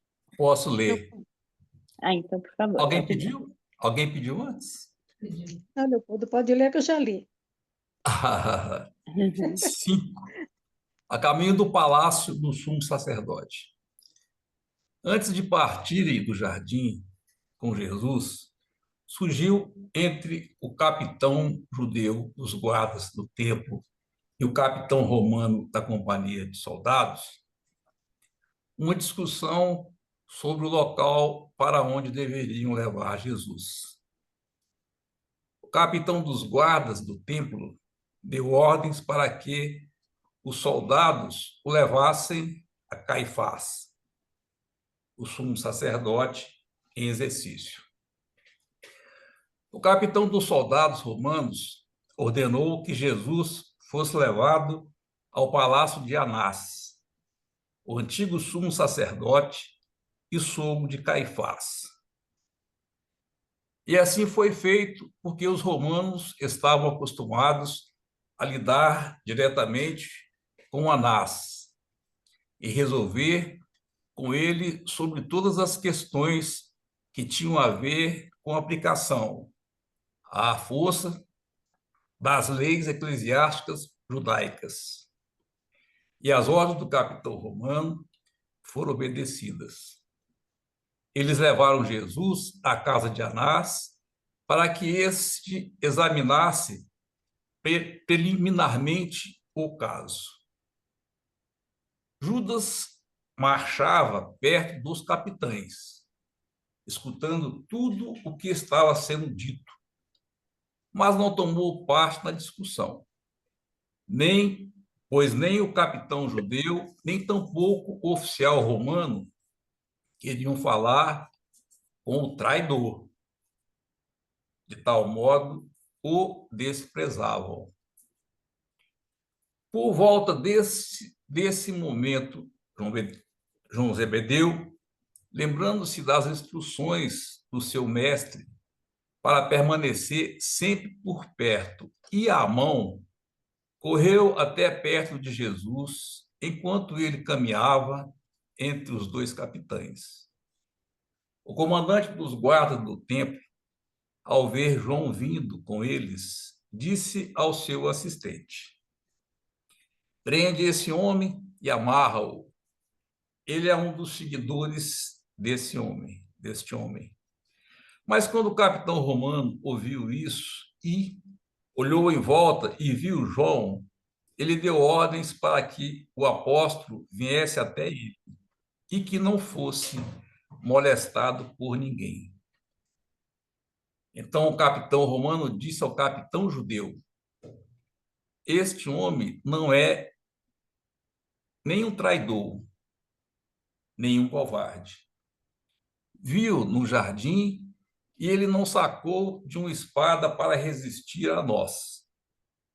Ele teve a coragem de vir aqui para estar com seu mestre, e nenhum homem colocará a mão nele. A lei romana permite que qualquer prisioneiro possa ter ao menos um amigo para acompanhá-lo à barra do tribunal. E este homem não será impedido de permanecer ao lado de seu mestre, o prisioneiro. E quando Judas ouviu isso, ficou tão envergonhado e humilhado que retardou o passo e se pôs atrás do grupo, chegando ao palácio de Anás sozinho.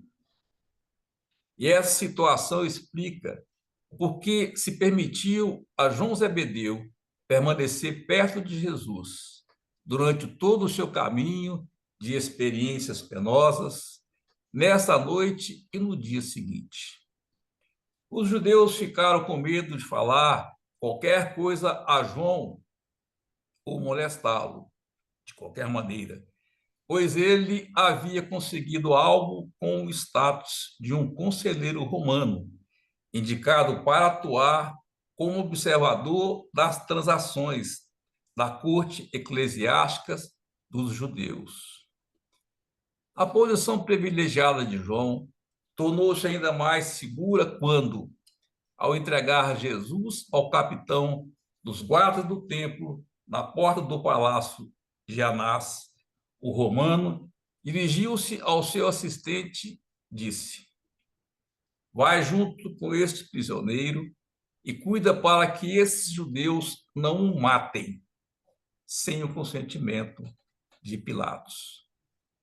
Vigia para que eles não o assassinem e cuida para que o seu amigo, este Galileu, seja permitido ficar junto e observar tudo o que acontece. E assim, João capacitou-se para estar perto de Jesus até o momento da sua morte na cruz, enquanto os outros 10 apóstolos foram obrigados a permanecer escondidos. João estava agindo sob a proteção romana e os judeus não ousaram molestá-lo até depois da morte do mestre. E em todo o trajeto até o palácio de Anás, Jesus não abriu a boca. Desde o momento da sua prisão até o de apresentar-se diante de Anás, o Filho do Homem não disse uma palavra sequer. Obrigada, Leopoldo. Nada. Alguém quer comentar? Eu gostaria de comentar Pode falar, assim, Eri. a lealdade corajosa. Nós estávamos falando da lealdade, né, de João, né, de seguir, porque ele estava arriscando a vida dele, né, e ainda teve essa proteção desse capitão romano, e, e é uma presença assim muito leal, silenciosa e muito corajosa mesmo, né, admirável, né, são seres humanos que eu queria esse comentário. Muito legal. Obrigada, Eri. Dani, por favor. Eu achei interessante essa parte de que Judas, mesmo depois de ter cumprido a encenação dele toda, o pessoal lá, os chefões, digamos assim, desprezavam ele. E aí isso me levou a interpretar as atitudes do Judas como alguém que necessitava muito de reconhecimento. E como a gente, na nossa humanidade, confunde ser reconhecido com poder, né? Achar que o poder é que vai trazer o reconhecimento. E daí também eu fui entendendo as reações de Jesus com relação a eles, questionamentos anteriores, no ato da traição, né? Que ele se levantou primeiro, tal, que ele já previa que ele iria seguir sem que Jesus, como criador de todos, ele entendia a necessidade de reconhecimento que o Judas tinha. E ele oferecia aquela forma de reconhecimento, mas ele não conseguia interpretar aquilo, ele não conseguia se ver reconhecido, ele entendia que o reconhecimento era associado a poder, status e estar no meio daquele povo. Enfim, é porque passou esse capítulo e eu fiquei com isso na cabeça. É verdade mesmo, né? Então, olha, a traição, ela é desprezada, né, pelos dois capitães, tanto pelo capitão judeu quanto pelo capitão romano, né? E aí, nesse momento, realmente, como você falou, né, Judas se afasta e chega sozinho até o palácio de Anás, né? Isso vai mostrando o quanto ele estava envergonhado já nesse momento, né? E cabisbaixo e envergonhado. E isso eu acho que ilustra, né, a decadência moral, né, e a solidão espiritual do Judas.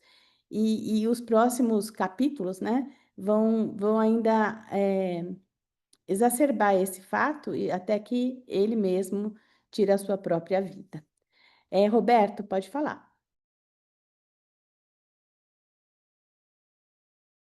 Olha, a gente lendo essa cena, quando o revelador fala que Jesus permaneceu silencioso durante todo o trajeto, eu lembrei do encontro nacional o que a irmã Wilze falou, porque eu também não entendo muito do que aconteceu na crucificação, eu fico com um nó no coração, sem entender, né? E eu não sei se a Wilze está, mas ela falou que não entendia a crucificação, que teve um diálogo interior com Jesus, e era mais ou menos assim, se não me falha a memória, que ela, o que você faria se viessem te crucificar? Aí a Wilze falou, que testemunhou que no coração dela, ela disse, eu não iria ser crucificada não, se eu tivesse seu poder. Aí Jesus disse na intimidade para a Wilza, pois eu fui. Aí depois falou do silêncio. Aí, o que você faria se viesse, te açoitasse, te prendesse? Você ficaria em silêncio? Ela, não, eu não ficaria, pois eu fiquei. E finalmente, se você fosse crucificado, você perdoaria? Ela, não, pois eu perdoei.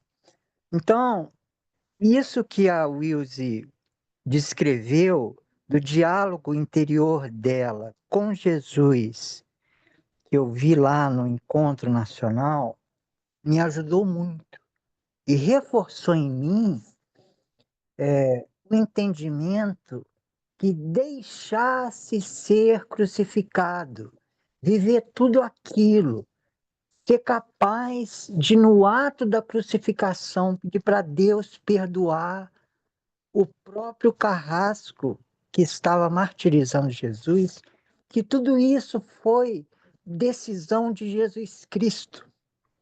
Decisão de Jesus Cristo. Ele decidiu fazer assim. Ele decidiu viver a vida natural de um ser humano. Ele decidiu não usar o poder dele para se livrar da crucificação. Tudo foi Jesus Cristo.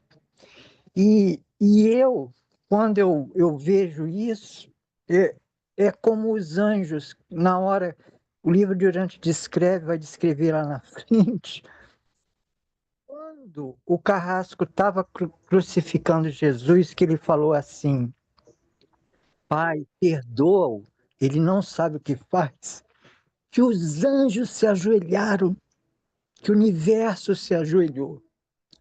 Como é possível alguém amar tanto as criaturas para, no ato de estar sendo martirizado, manter o amor pelo inimigo e pensar com perdão por ele, aquele que o estava crucificando? Então, os reveladores falam de vários significados da cruz, mas para mim, algo que o poderoso Jesus Cristo fez foi ele, todo mundo na Terra pode até não dar muita importância ao Senhor Jesus, mas eu acho que ninguém tem medo de Jesus Cristo, porque todo mundo inconscientemente pensa, se ele foi capaz de perdoar o ignorante que o estava crucificando, eu acho que ele me perdoa. Então, Jesus Cristo é um amor que deixa todo mundo de joelho. É isso que eu, até um pouco emocionado, eu, eu fiz questão de comentar. Que bonito, Roberto. Obrigada. Dani? Não, um comentário em cima do comentário do Roberto. Gostei muito do que o Roberto falou, que essa questão de que ele se deixou, né, ser realmente crucificado e tudo. Mas era assim, Jesus naquele tempo, ele já tinha alcançado os 7 círculos, ele já tinha o contato, eu acho, né? Nessa época tinha, né? Tinha? Sim.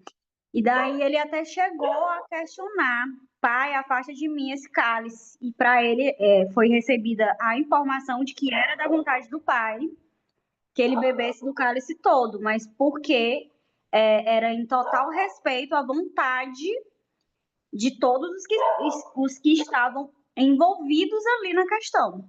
Os seres humanos também tinham a sua própria vontade. Então, teve toda uma sabedoria de Jesus já estar no auge do que ele já poderia alcançar de criador e de se comunicar com o ajustador dele. Ele já sabia que essa vida aqui era só uma passagem, nem se compara com a vida real. Então, ele tinha um conhecimento muito grande de que realmente, por isso que ele perdoou com facilidade e conseguia amar aquelas pessoas. Até porque eu acho que ele compreendia o jogo todo. O jogo que eu falo é o desenrolar todo, o que aquilo causaria, tudo, entende?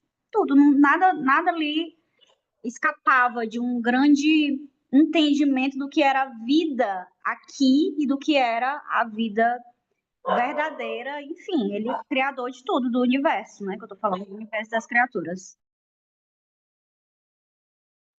Muito bem, Dani. Mais alguém? Quer complementar ou quer falar alguma coisa, algum ponto de vista? É a humildade da humildade, né? Porque a gente imagina a situação, a posição de Jesus Cristo perante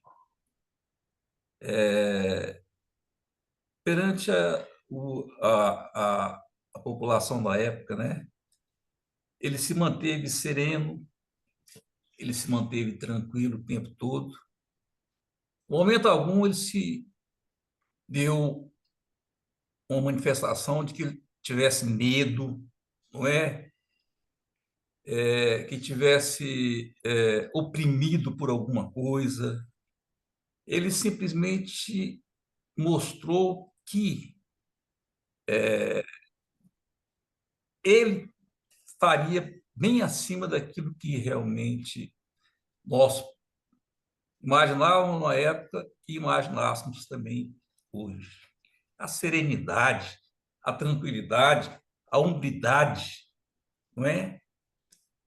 Isso a gente nota que realmente, todo instante, ele se manteve ele mesmo. Em momento algum, ele baixou a cabeça. Isso, para mim, é a coisa que realmente é o que o Roberto falou aí, que eu acho super interessante, né? A cabeça dele não baixou em momento algum. A humildade dele demonstrou isso e demonstra até hoje ainda, né? Nos nossos estudos, nos nossos estudos diários. Obrigado. Obrigado, Leopoldo. Acho que Jesus escolheu o silêncio como um propósito espiritual, né? Que revelou a sua força interior e a confiança em Deus e a confiança na vontade do Pai. Ele sabia que ele podia entregar a vida, né, nas mãos do Pai. E aí também tem outro ponto, que eu vou te deixar falar, Dani, sobre o capitão romano, né,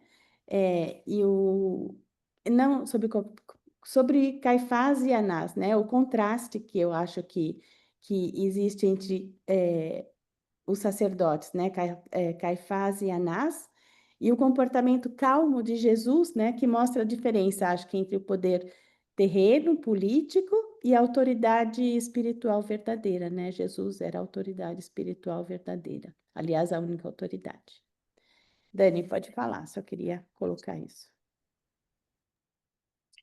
Não, que eu tinha esquecido, acabou fugindo da memória, mas eu fui lembrando aqui no decorrer, que também foi da parte que o Roberto citou da meditação da pessoa aí, que disse que teve um diálogo, né? Que, assim, às vezes a gente tem os nossos cálices, né? E a gente não quer beber do cálice. E, tipo, a exemplo do que ele trouxe aí, fazendo uma analogia com os desafios que a gente recebe na vida e a gente não quer, né? Enfrentar, pede, ô pai, me livra disso aí e tal, né? Não quer enfrentar. E Jesus, tendo poder, até no ato da prisão, que ele disse, eu podia invocar aqui a legião de anjos e ser solto imediatamente. Não fiz.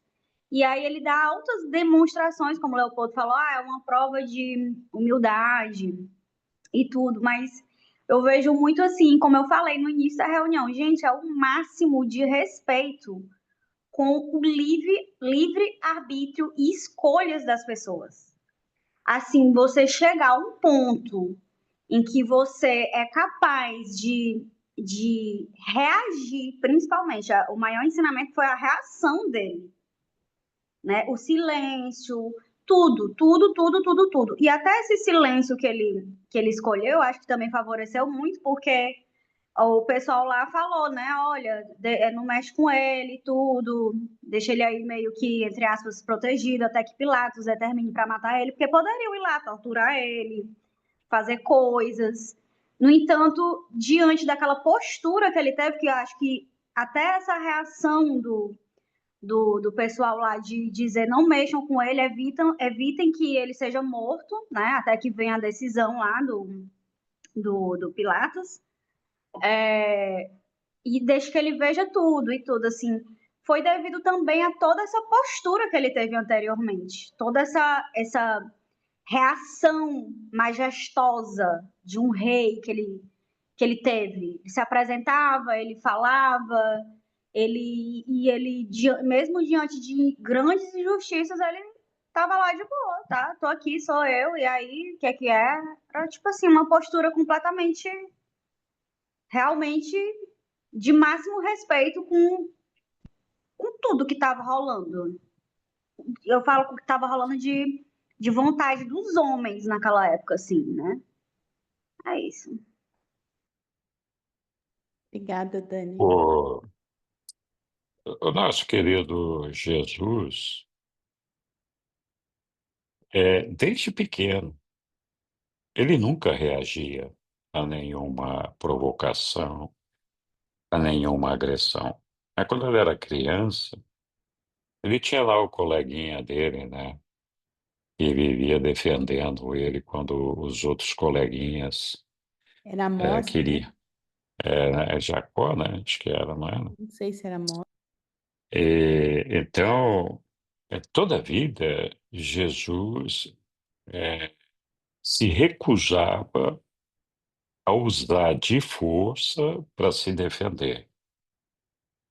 Ele dizia: olha, você tem que tentar dissuadir a pessoa que está te atacando com palavras, com respeito, porque geralmente as pessoas não sabem o que estão fazendo. Então, na atitude de Jesus, não havia espaço sequer para a autodefesa. Toda a vida foi assim. Não é uma novidade essa presença dele altiva dessa forma durante esse processo do final da vida dele. E todos nós sempre nos fazemos pergunta, questionamos a vontade do Pai, a atitude de Jesus, etc. Eu acho que os acontecimentos que levaram Jesus a essa situação, embora tenha causado uma comoção e nos envolve emocionalmente até hoje, na verdade, essa atitude de Jesus, a maneira como ele enfrentou esse processo e essa situação, só faz com que nós tenhamos uma profunda admiração por ele, um profundo respeito, e com que a gente questione, com que a gente reflita sobre os ensinamentos dessas atitudes todas. Então, uma reflexão que nós podemos fazer é o que Jesus poderia ter feito para escapar disso, né? Ele poderia ter fugido, por exemplo. Se ele fosse um fugido, um perseguido, e não tivesse enfrentado essa situação lá, ido para um outro país, alguma outra coisa, a gente não sabe como é que seria o destino dela. Mas como é que seria a nossa visão de Jesus, que buscou, então, não enfrentar essa situação com os membros do Sinédrio ali, e que tinha com ele todos aqueles apóstolos esperando o tão esperado reino espiritual que eles confundiam de todas as formas. Então, se Jesus tivesse fugido, não tivesse enfrentado essa situação, como é que seria? Uma outra alternativa, existem muitas, né? Mas uma outra seria ele falar: não, aqui sou Deus, aqui vai ser do meu jeito. Eu vou botar todo mundo para correr, vou botar todo mundo para queimar no fogo do inferno, eu vou andar nas nuvens aqui, eu vou acontecer, vou fazer tal. Como é que seria a nossa visão desse Jesus que usou todos esses seus poderes divinos que nenhum de nós tem. Então ele leva essa vantagem sobre nós. Veja bem, Jesus está neste mundo nos ensinando a viver com dignidade, com respeito pelas pessoas, com amor, com dedicação, para fazer a vontade do Pai e chegar no reino dos céus. Então, como é que seria a nossa visão de Jesus se ali, em vez de fazer a multiplicação dos pães, ele fizesse a divisão dos homens, né? Falando: não, tem quantos homens aqui? 200, vai virar um só. E esse um eu vou dar uma porrada nele, vou derrubar esse cara, né? Então, como é que seria a nossa visão desse Jesus? Como é que seria o nosso entendimento hoje, aqui nessa aula, conhecendo uma história onde Jesus tivesse se manifestado poderosamente, destruindo a todos os seus inimigos ali, combatendo com todos eles, ou usando uma outra alternativa, né, de fugir, ou sei lá eu o que.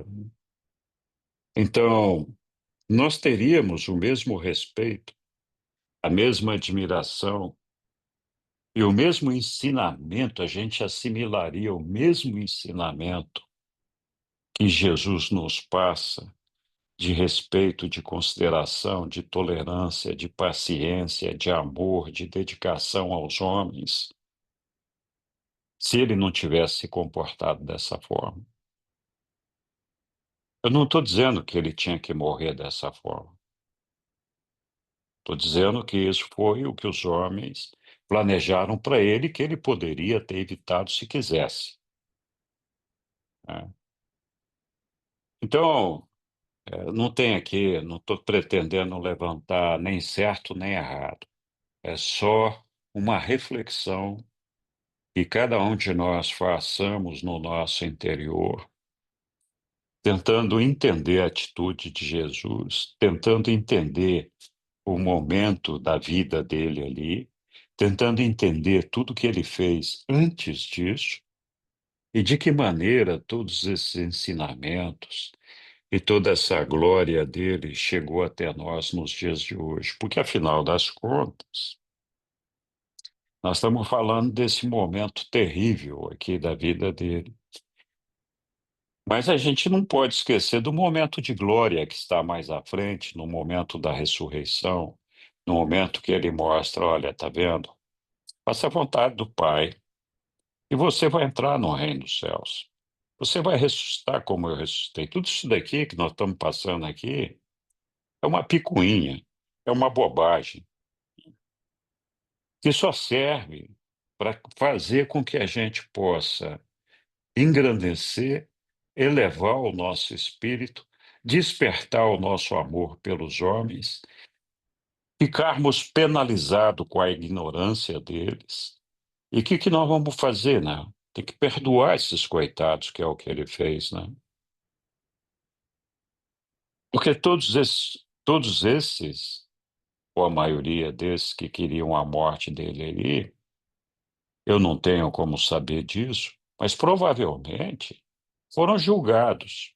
E qual foi o destino deles? Provavelmente não foi o do reino dos céus, mas nós não temos como saber disso, uma vez que Jesus os perdoou.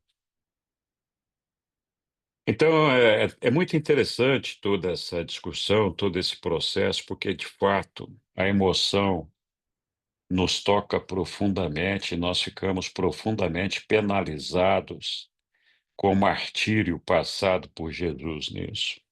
Mas vale a pena a gente pensar como nós veríamos Jesus se ele tivesse feito de outra forma, né? Qual o ensinamento que nós teríamos assimilado? Qual o nível de amor e adoração e admiração que nós teríamos por ele?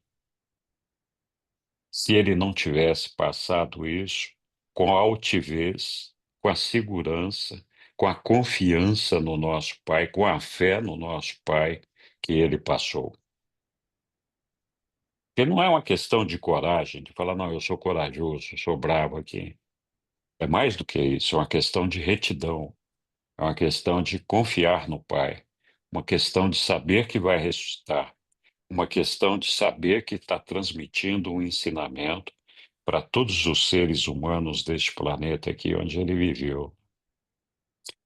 Então, eu fico curioso sempre para saber tudo que passava na mente de Jesus ali naqueles momentos.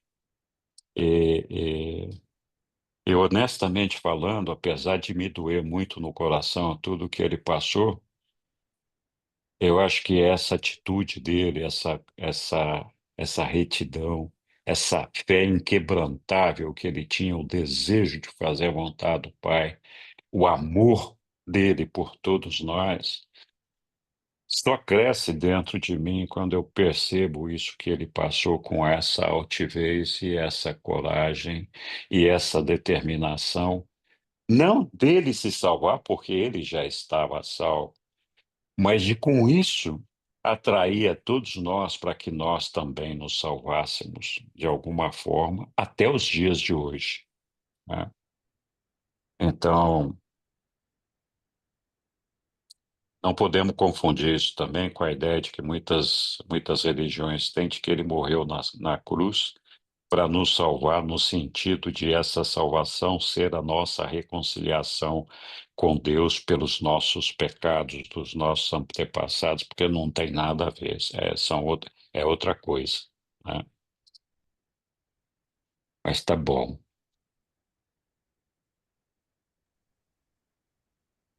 É, em- Sidney, quer falar? É só rapidinho.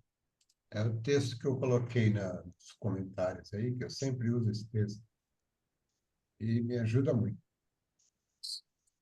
O texto do 102:7, né? O próprio Jesus falando. Ele retratou a profunda segurança do mortal sabedor de Deus. Desculpa, eu estou gripado, né? Ao dizer, para um crente do reino que conhece Deus, que importa se todas as coisas terrenas entrarem em colapso? As seguranças temporais são vulneráveis, enquanto as seguranças espirituais são inexpugnáveis. Quando as torrentes da adversidade humana, do egoísmo, da crueldade, do ódio, da malícia, da inveja, afluírem à porta da alma humana, podemos manter-vos na certeza de que é um bastião dele, cidadela do espírito, que permanece absolutamente inatingível. Isso é verdadeiro, ao menos para todo aquele ser humano que tenha entregado a guarda da sua alma ao Espírito, residente de Deus eterno. Muito bem Ele lembrado. mesmo, ele mesmo disse e ele mesmo cumpriu. Apesar de ele não ser, dele ser o soberano desse sistema, né? Ele tinha certeza de tudo. Mas para nós, né? Nós sabemos que, por pior que seja, a saída está aí. Obrigado, isso aí. Muito bom, Sidney, muito bem lembrado. Obrigada, Sidney. Dani, você quer falar? E a Suelene, não sei se ela queria também.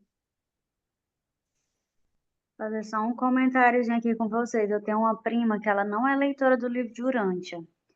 porém ela gosta muito de frequentar a minha casa e geralmente é no horário das reuniões. Então ela acaba participando dessas reuniões, né? E aí eu já tô até em dúvida que como ela frequenta muito e sempre nos horários que ela sabe quem são vocês todos, de segunda a sexta-feira. E aí quando a gente resolve, tipo, fazer uma festinha, vamos cantar no karaokê, vamos tomar uma cerveja, um vinho, não sei o quê, a gente acaba conversando sobre Deus, sobre essas coisas. E aí ela é evangélica fervorosa. E ela sempre escutando, né, o livro e tal, não sei o que. Aí eu discutindo, mulher, Deus sofre e tal, e a gente tomando um vinho e conversando. Aí ela disse assim, olha, eu vejo a tua leitura, tal, não sei o que, o teu grupo de leitura, e eu não gosto do livro de Urântia porque eu acho que é mentira. Não sobrepõe a Bíblia, porque ela é muito evangélica zona, sabe? E aí eu fico de boa com ela, só que ela disse assim, a vovó me disse, olha só, a vovó me disse que Jesus disse que ninguém podia ser salvo, ninguém era digno de ser salvo. Porém, Jesus ficou com pena, digamos assim, foi o nome que ela usou, e disse, eu vou descer e vou me experimentar como um homem, e eu vou entender por que é que essa humanidade não é salva, porque eu tenho que entender o que é que eles passam.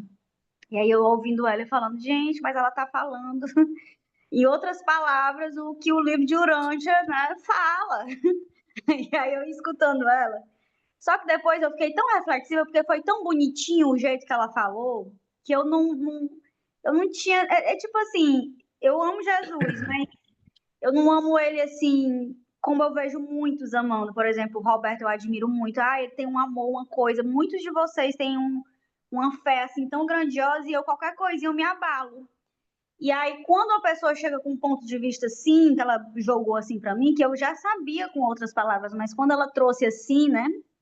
Aí eu fiquei tão tocada por aquilo, eu fiquei, meu Deus, que você vai vendo assim outro ponto de vista e vai te mostrando outras facetas de formas de amar esse Cristo, né? E aí, assim, eu só queria compartilhar com vocês. A mulher é leitora de Urântia passiva. Muito bom, deixa ela ouvir então. Quem sabe um dia, né? Suelene, você quer falar? Então, isso que você falou, Henrique, é de uma profundidade extraordinária, viu? Acho que seu ajustador fica aí coladinho em você, te dando umas palhinhas, porque o que Jesus fez realmente, o comportamento dele não foi um comportamento para mudanças somente naquele momento do povo que estava ali, mas um comportamento que afeta a humanidade inteira e até outros universos locais. A postura dele foi tão grandiosa, tão amorosa, que, que abala todo mundo que tiver um tiquinho de sensibilidade para poder parar e seguir esse caminho que Jesus seguiu. Então, Jesus é de uma grandeza, né? Então não foi só o fato dele ter se deixado entregar, né? Dele sofrer todo aquele suplício, mas é o que ele talvez já tivesse, talvez não, né? Ele é Deus, mas que ele já sabia, né? E o próprio Pai sabia da dimensão desse sofrimento dele, o que agregaria na evolução de todos nós e de outros universos, que ele é visto, né, falado no livro de Urântia, que em outros universos todo mundo admira ele, né, pela grandeza dele, pelo papel que ele exerceu aqui e pela morte violenta, e acho que por mais pelo ensinamento, mais pelo poder, pela força, pela retidão que o Henrique colocou aí, né, pelo caráter de Jesus, de não entregar, né, não lutar contra, né? É um exemplo para a gente, quando alguns aí já falaram, quando a gente está numa dificuldade tremenda, que a gente não encontra saída, nossa mente fica embotada e a gente quer se entregar e falar, meu Deus, né? Faz alguma coisa aí, Senhor, né? Me tira disso aqui. Jesus, nem um instante, ele, né, só na hora lá no Getsêmani, que ele pediu, Senhor, se for possível, faça de mim esse cálice. Mas em nenhum momento depois ele disse, Senhor, né, por favor, Pai, né? Só na hora lá que ele estava quase indo, ele falou, Pai, nem sei se isso é real, parece que o livro de Urante fala que Jesus não disse isso, né? Pai, por que me abandonaste? Então, acho que as palavras no livro de Urante é diferente, né? Que Jesus não falou, por que me abandonaste? Porque Jesus sabe que o Pai não abandona em nenhum instante. Então, a grandeza de Jesus, o poder de Jesus, a majestade de Jesus, naquele momento, parece que desapareceu, né? Ficou só o Jesus humano, com todo aquele sofrimento, aquele suplício que é insuportável, segundo a ciência, para qualquer um de nós. Então, Jesus, não tem como não amar Jesus, não tem como a gente, né? Para mim, não tem como a gente não se render ao amor, à força e essa amorosidade do nosso Deus. É isso. Muito bom.